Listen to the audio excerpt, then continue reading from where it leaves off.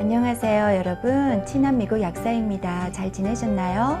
이제 봄이 시작이 되었죠. 봄이 되면 또 알러지가 많이 생기는데 알러지 증세로 눈물이 많이 나는 경우도 있지만 안구 건조증이 또 알러지하고 연관이 있습니다. 그래서 오늘 영상은 안구 건조증에 대해서 좀 알아보고 또 이것을 치료하는 방법 몇 가지 OTC 안약을 제가 소개해 드리겠습니다. 안구 건조증은 왜 생기는 걸까요? 우리 눈은 눈물막이 커버하고 있는데요. 이 눈물막은 세 가지 층, 레이어로 구성이 되어 있습니다. 점막층, 그리고 수분층, 또 지질층, 이 세 가지가 눈물막을 형성하고 있는데 이 눈물막의 항상성이 깨어지면 안구 건조증이 생깁니다. 점막층은 생긴 눈물이 눈의 안구를 잘 커버할 수 있는 표면 장력을 조절하고요. 수분층은 우리가 눈물샘이라고도 하는데 이 수분샘에서 생기는 눈물이 결국은 우리 눈을 촉촉하게 해주죠. 그리고 지질층은 이렇게 생성된 눈물이 증발하지 않도록 이렇게 지방층으로 레이어를 형성해서 건조를 막아주는 그런 역할을 하죠. 그래서 보습크림하고 비슷한 역할을 해요. 보습크림에도 지방이 있어서 발랐을 때 피부가 촉촉하게 보습이 유지되는 것처럼 이 지방층도 아주 중요한 역할을 하고 있습니다. 안구 건조증은 수분층과 지질층이 손상이 되었을 때 충분한 눈물이 눈을 커버하지 못하기 때문에 생기는 건데요. 이 수분층이, 즉 눈물샘이 눈물을 충분히 만들어내지 못하는 경우는 노화와 관련이 있습니다. 노화가 되면 몸 전체 수분이 줄어들게 되죠. 그래서 입도 마르고 또 눈도 말라지는 거죠. 그리고 두 번째는 유전적이든 후천적이든 이 눈물샘이 막혔을 때 충분한 눈물이 분비가 안 되어서 생기는 그런 건조가 있고요. 또 컨택트 렌즈를 사용하는 분들도 이게 수분이 좀 부족하게 됩니다. 왜냐하면 그 렌즈가 투과성을 막기 때문에 그 눈물이 충분히 만들어지지가 않죠. 그리고 드물게 자가 면역 질환으로 쇼그레인 신드롬이라고 해서 눈물이 잘 만들어지지 않는 희귀한 경우도 있습니다. 지질층에 문제가 생기는 경우는요, 우리 여기 눈꺼풀에 마이봄샘이라고 지방을 만들어내는 그런 선이 있는데요. 마이봄샘의 기능에 문제가 생기면 지방이 잘 형성되지가 않아서 눈을 잘 커버해 줄 수가 없게 되죠. 그리고 지금과 같은 알러지 시즌에도 이 알러지로 인해서 지방층이 손상이 올 수가 있습니다. 눈물샘에서 충분히 이제 눈물이 생성이 안 되게 되면 그 증세가 그 burning sensation이라고 하죠.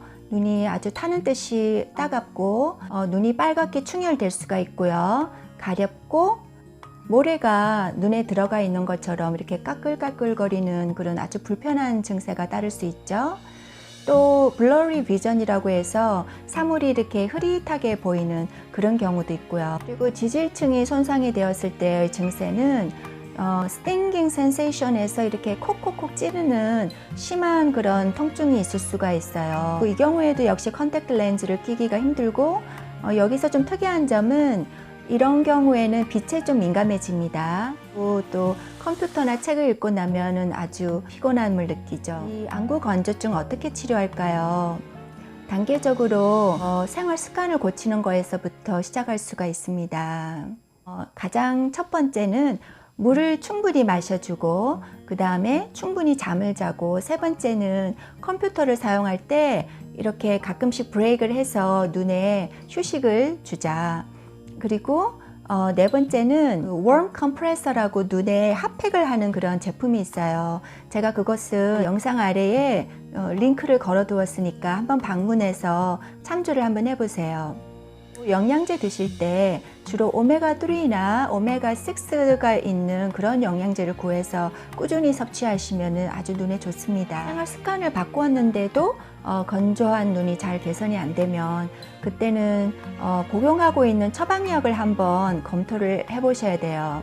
예를 들어서 이뇨제 하이드로클로로다이아자이드 같은 경우에 고혈압을 치료하죠. 그래서 기본적으로 몸에서 수분을 많이 뽑아가는 약이기 때문에 눈이 아주 건조해질 수가 있습니다. 알러지 약 중에서 베나드릴 같은 항히스타민제를 복용을 할 경우에도 이 약의 부작용이 눈도 건조하게 되고 입도 건조하게 되죠. 또 경구 피임약을 복용하시는 분은 그 에스트로겐의 함량에 따라서 눈이 건조해질 수가 있으니까 이럴 경우에 의사와 한번 상담을 한번 해보세요. 생활 습관을 개선하고 또 처방약에도 문제가 없는데도 눈이 계속해서 건조하게 되면 시판되고 있는 OTC 안약 중에서 인공 눈물이라고도 부르는데 방부제가 있는 것이 있고 방부제가 없는 preservative free가 있어요. 이 두 가지 종류의 안약을 사용하시는 것이 필요합니다. preservative free 안약은 조금 비싸긴 한데 하루에 4번 내지 6번 안약을 넣어야 될 정도로 눈이 건조하면은 이 preservative free를 사용하는 것이 필요합니다. 그 이유는 방부제가 예를 들어 벤자알코니um 클로라이드라는 성분 혹은 EDTA라는 이 성분을 사용하게 될 때 각막의 상피세포를 손상시키고 결국은 눈물막을 훼손할 수가 있어요. 그래서 preservative free 제품을 쓰는 것이 더 안전하고 오랫동안 쓸 수가 있어요. 그리고 지질층이 손상이 되어서 안구 건조증이 생길 경우에는요, 안약 성분이 조금 달라요. 그리고 그 지방 성분이 필요한 거죠. 캐스터 오일, 미네랄 오일, 트라이글리세라이드 같은 그런 지방 성분이 인공 눈물 속에 들어 있습니다. 이런 지방 성분 때문에 조금 흐릿한 눈 시야, 블러드 비전이 있을 수가 있어요. 자기 전에 사용을 하는 것이 아무래도 더 필요하겠죠.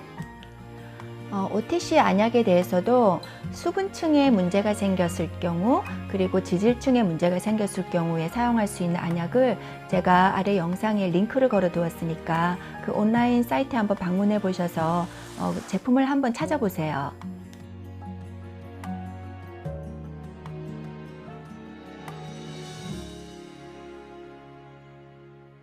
이렇게 OTC 안약 인공 눈물을 사용해도 낫지 않으면 그때는 어떻게 되나요? 당연히 안과에 가셔야죠. 눈물샘에서 눈물이 잘 안 만들어지는 수조그램 신드롬, 자가 면역 질환일 경우에는 사이클로스포린이라는 면역 억제제 안약을 처방받으셔야 될지도 모릅니다. 눈물이 잘 형성이 안 되어 삼투압이 높아짐으로 인해서 염증이 생겼을 경우에는 또 스테로이드 안약을 처방받으셔야 될지도 모르고요. 이런 염증이 생겼을 경우에 또 합병증으로 박테리아 감염이 생길 수가 있으니까 이럴 경우에 항생제가 들어있는 그런 안약을 또 처방받으실 수가 있어요.